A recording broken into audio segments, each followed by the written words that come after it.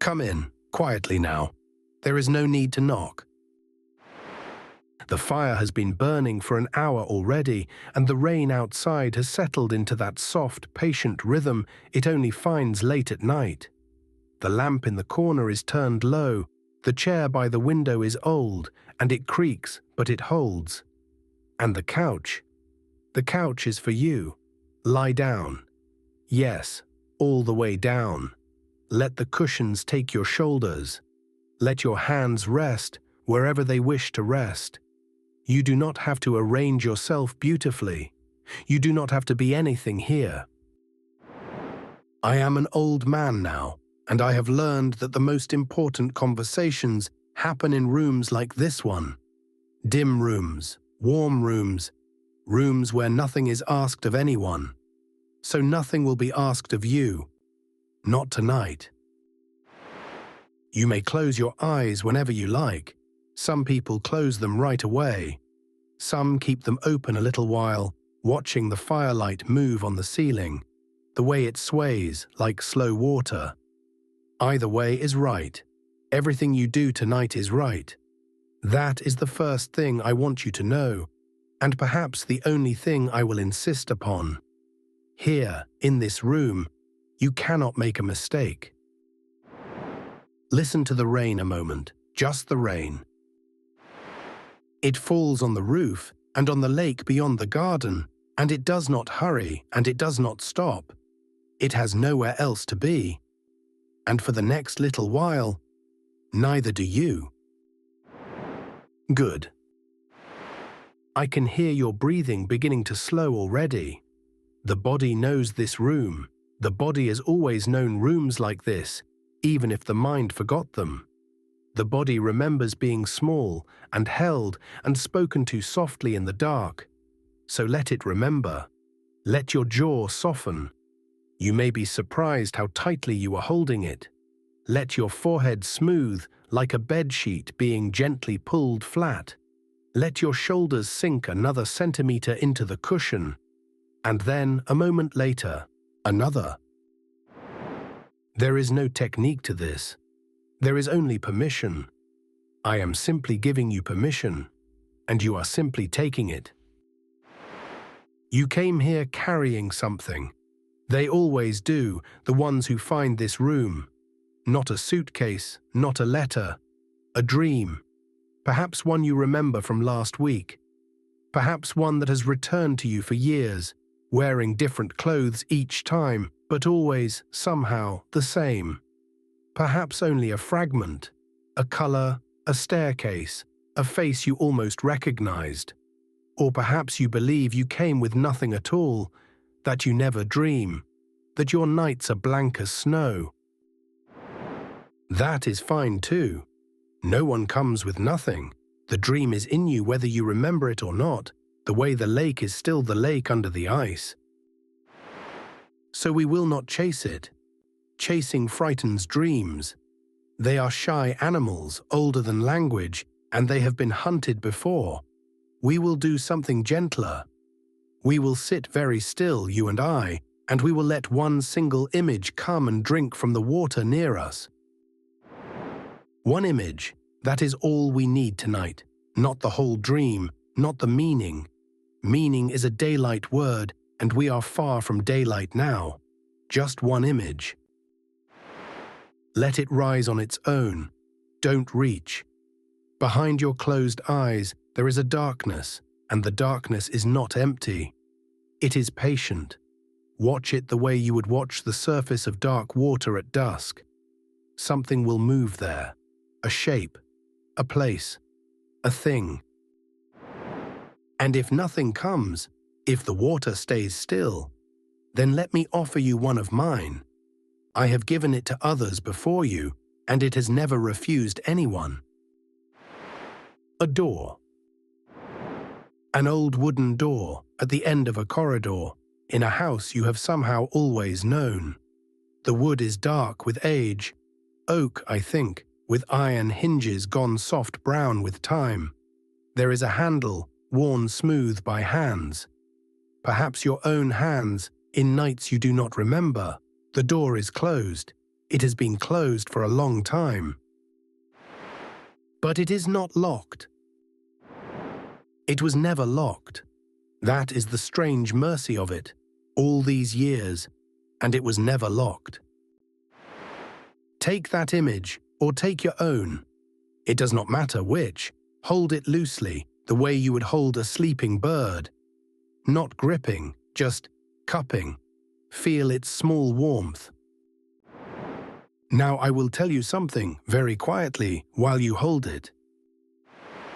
When I was a younger man, I dreamed of a house. My house, the dream insisted, though I had never seen it waking. The upper floor was pleasant, fine furniture, good light, everything in order. But there was a staircase, and the staircase went down, into older rooms, medieval rooms with stone floors, and below those, another stair, down into a cellar with walls from Roman times. And below even that, a cave cut into rock with dust on the floor, and in the dust things half buried. Ancient things, older than any name I knew. I woke from that dream changed, because I understood, slowly, over years, the house was not a house. The house was me. The house is you. Every person is a house with floors below the floors they live on. Rooms they have never visited, lit by no lamp, holding furniture they inherited from people they never met. And tonight, if you are willing, and only if you are willing, we will walk down one staircase, just one, slowly, together. You will not go anywhere, I do not go with you. So, let us stand, you and I, in the upper room of your house. In your mind's eye, you can see it however it wishes to appear.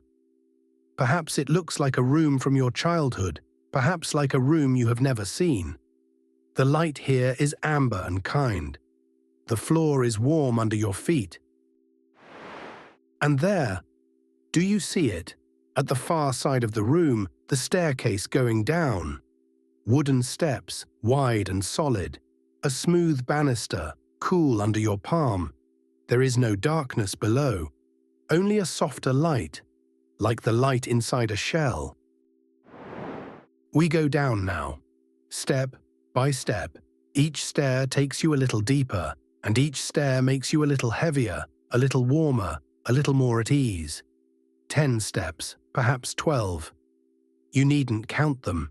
The body counts them for you.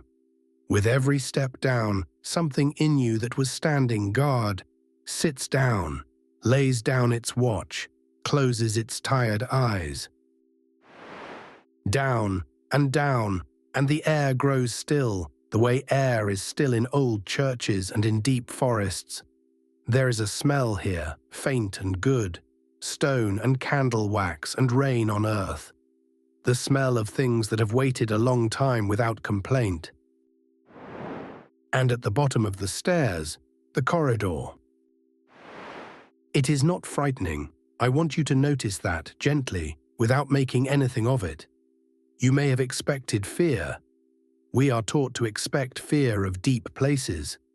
But look, the corridor is calm, candles in iron brackets along the wall, each flame standing perfectly still, as if the air itself were asleep. A long carpet, deep red and worn soft, that silences your footsteps. The ceiling is low enough to feel sheltering, like the cabin of a ship. Walk with me, slowly. There is no distance here that matters. The corridor is exactly as long as it needs to be. While we walk, I will tell you about a woman who once lay where you are lying. A clever woman. Too clever, perhaps, the way a knife can be too sharp to hold. She believed in nothing she could not measure. And she told me a dream, sitting very upright, very composed. A dream in which someone handed her a golden scarab, a beetle of gold.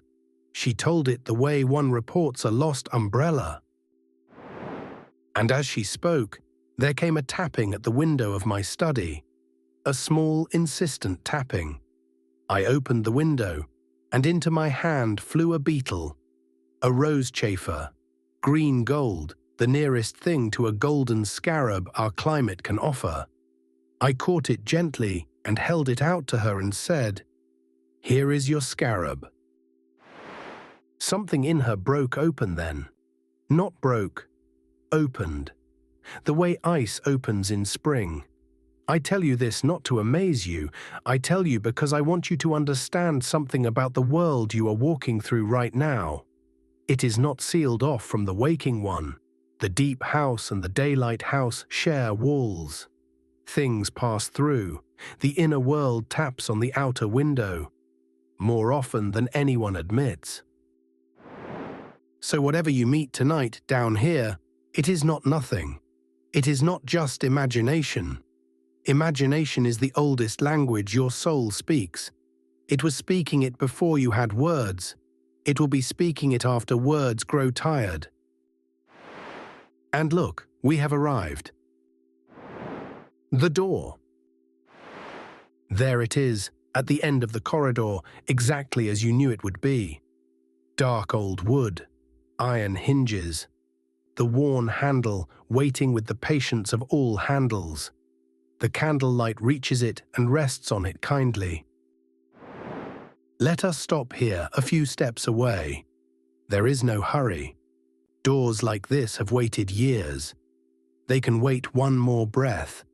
Take that breath now, slow and deep, and let it out through soft lips, like fog leaving a valley. Notice how your body feels standing before it. Perhaps a small flutter low in the chest. That is not fear, or not only fear, it is recognition. The body always trembles a little when it stands before something true. You felt it before examinations, before confessions, before the first time you said "I love you." The trembling is not a warning, it is a tuning, the way a string trembles just before it sings. Behind this door is something that belongs to you, something that has been kept, not from you, but for you. There is a difference, and the difference is everything. Now, place your hand on the handle. Feel how the metal is not cold. It is warm, faintly warm, as if another hand released it only moments before yours arrived. Perhaps one did. Perhaps every night of your life, some quiet part of you has come down here, stood exactly where you stand, touched exactly what you touch, and turned away at the last moment and climbed back up to the noise. Not tonight. Tonight you turn the handle. Slowly, you feel the old mechanism move deep in the wood, a soft, heavy click like a heartbeat. And the door swings open, without a single creak, as if it had been oiled by years of hoping. And beyond the door, there is no room. There is a garden at night. Step through, feel the threshold under your foot, stone, then grass. The grass is cool and soft, silvered faintly, and the air is the sweet, wide air of outdoors after rain. Above you, stars, so many stars. The kind of sky people only see now far from cities. The kind of sky every one of your ancestors fell asleep beneath every night for 100,000 years. Some part of you remembers this sky. Feel that part of you lift its head. The garden slopes gently downward between dark hedges and pale night flowers that open only in moonlight. And at the bottom of the slope, there is water. A lake, still as black glass, holding the stars on its surface so perfectly that for a moment you cannot tell which way is sky. Walk down toward it. Slowly, your footsteps make almost no sound on the wet grass. With each step, you feel heavier and lighter at once. Heavier in the body, lighter in whatever it is that carries the body's worries. They are staying behind, up by the door, like coats you no longer need. I built my home beside a lake, you know, in my later years. I built it with my own hands, stone by stone, at the water's edge. A tower, simple and thick-walled, with no electric light. In the evenings, I lit the lamps and cooked over the fire, and sometimes I carved figures into the stones, slowly, for no reason a sensible man could defend. And I was happier there than anywhere on earth, because beside still water, in firelight, with stone under the hands, a person finally becomes simple enough to hear himself. That is where you are now, simple enough to hear. So come to the edge of the lake and look across. There, on the far shore, do you see a figure? Small with distance, standing quite still at the water's edge, as you are standing. You cannot see the face, you cannot tell yet if it is a man or a woman, young or old. Only that it is there, and that it is looking back at you, and that it does not seem surprised. It seems, if anything, relieved. As if it has stood there a very long time, as if every night it came down to the water from its own dark garden, on its own side, and waited, and watched your windows for a light. You know this figure. Don't ask the mind how. The mind doesn't know. Ask the chest. The chest knows. There is a feeling there now, isn't there? An ache that is not pain. The ache of a name you can't quite say. The ache of a photograph found at the bottom of a drawer. Let me tell you who I believe it is, and then you may set my belief aside and simply see for yourself, which is always better. Every one of us, very early, learned what we were allowed to be. We learned it before we could question it. From a glance, a silence, a closing door. Be quiet, be strong, be good, be no trouble. And whatever in us did not fit, the loudness or the softness, the anger or the wildness, the strange shining dreams, we sent it away. We sent it across the water, not because we were cowards, because we were children, and children do what they must to be loved. And the one we sent away did not die. It does not die. It simply waits on the far shore, growing in the dark, keeping everything we gave it. Our fire, our tears, our unlived lives. People fear that figure all their lives. They see it in nightmares with frightening faces, and they run, and the running is the nightmare. But I will tell you the secret that 50 years of listening in dim rooms has taught me. It does not pursue us out of hatred. It pursues us the way a dog follows its master home. It only ever wanted to be let back in. Look across the water now. The figure has not moved. It will not force anything. It has the unbearable courtesy of the exiled. The next gesture must be yours. It was always going to be yours. So, lift your hand. That is all. Not a wave exactly. Just lift your hand slowly, the way you would to someone you knew long ago and lost track of. That small, helpless human gesture that means, I see you. I know you. I'm sorry it took so long. And watch. The figure lifts its hand in return, the same gesture, the very same, your gesture, returned across 30 years of black water. And now something happens that only happens in the deep house. The lake itself draws breath, and the far shore is no longer far. Distance, down here, is only ever made of avoidance, and you have stopped avoiding. The figure is walking toward you now, across the surface of the still water.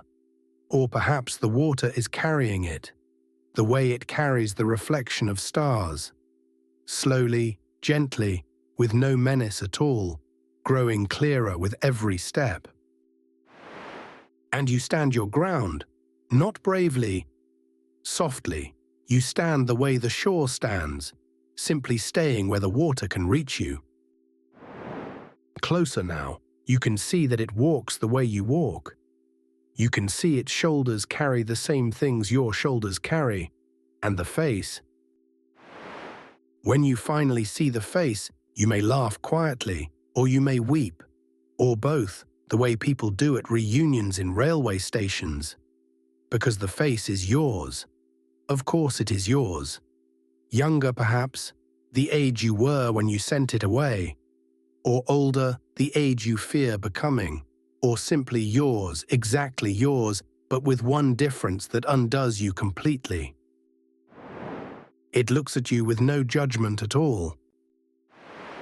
You have never been looked at like that, not even by the people who loved you best, because even love in the daylight world comes with hopes attached, and hope is a gentle form of demand. But this gaze wants nothing from you. It has watched you your whole life, every shameful hour, every failure, every midnight bargain, and it stands before you now without 1 ounce of contempt. Because it was there. It was inside all of it, with you. The thing about the one who knows everything is that the one who knows everything has nothing left to judge. It stops an arm's length away. The water laps once, softly, against the dark grass, and is still. No words are needed. I told you the dream's language is older than words. But you may speak if speaking would ease you. People do at this point, lying on that couch where you lie now in the firelight. An engineer once whispered, "Where were you?" A grandmother said only, "Oh, a soldier, a man who had not wept since boyhood, said, 'You must be so tired.' To his own face, 'You must be so tired.' Say whatever rises, or say nothing. The figure hears the silence just as well. And then, it does the thing they always do in the end, every time, in every dream like this that anyone has ever brought into this room. It holds out its hands, cupped together, like a child carrying water. And it gives you something. Look down into your own cupped hands, which have somehow risen to receive it. What is there? Don't decide. Look. For some it is a small stone, smooth and dark and warm, the kind a boy keeps in a pencil case and tells no one about. I kept such a stone once, when I was small and strange and alone, and I would sit on it and think, am I the boy, or am I the stone the boy sits on? And that stone consoled me more than any sermon.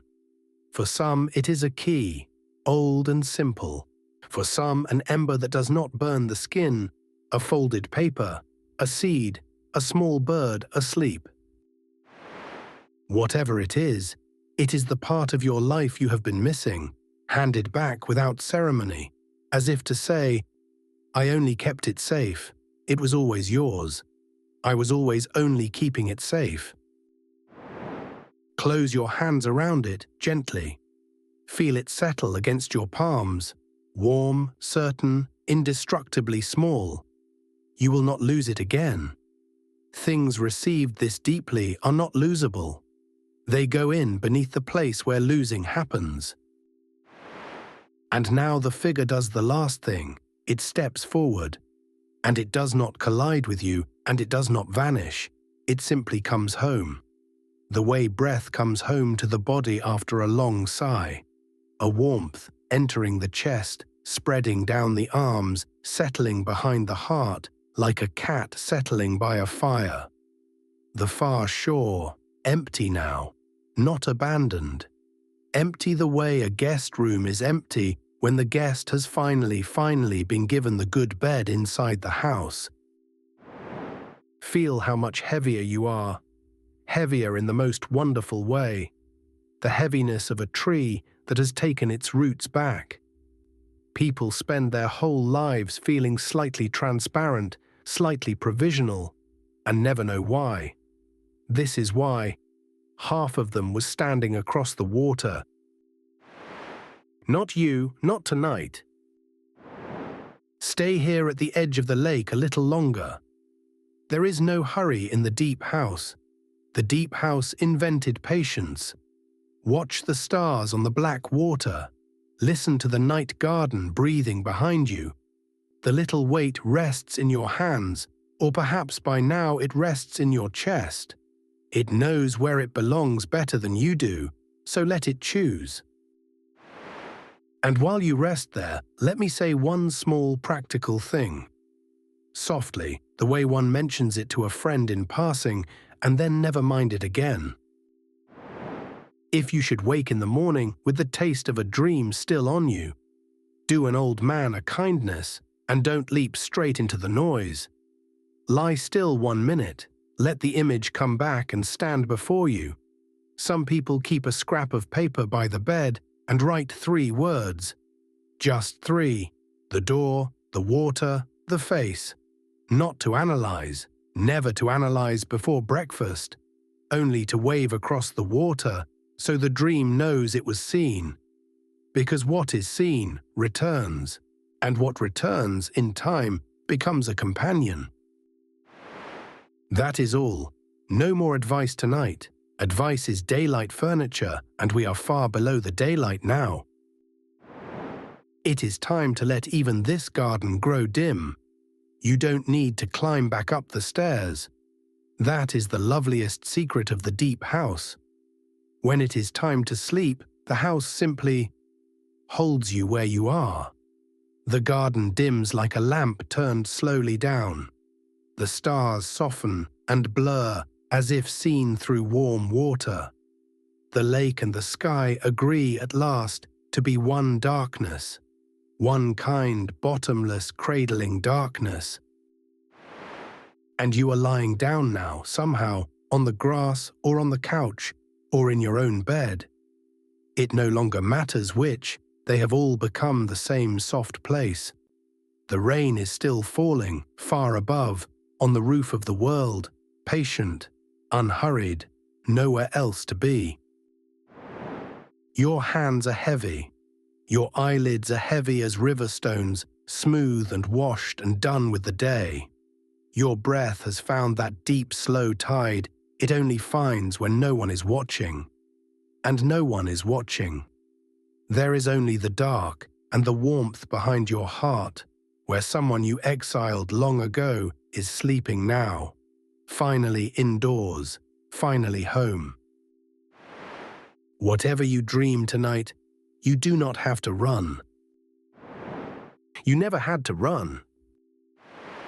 It was you. It was always only you. Sleep now. The fire is low and the door stands open and the water is still. I will sit here in the old chair a while longer, as I always do, and keep the lamp burning down to its last soft inch, while you go on ahead, down and down, into the kind dark. And if, somewhere on the edge of sleep, you can still hear me, just faintly, let me whisper this before you go. If this journey gave you some rest, you might leave a quiet like on this video so it can find another tired traveler who needs it. And if a dream of yours has been returning, a door, a wave, a stranger with your face, write it in the comments below. I read them the way I once listened in that dim room, slowly and with care. And if you would like to walk down again with me some other night, subscribe to Dream Mining and I will keep the lamp lit for you. Good night, dear one. The door was never locked.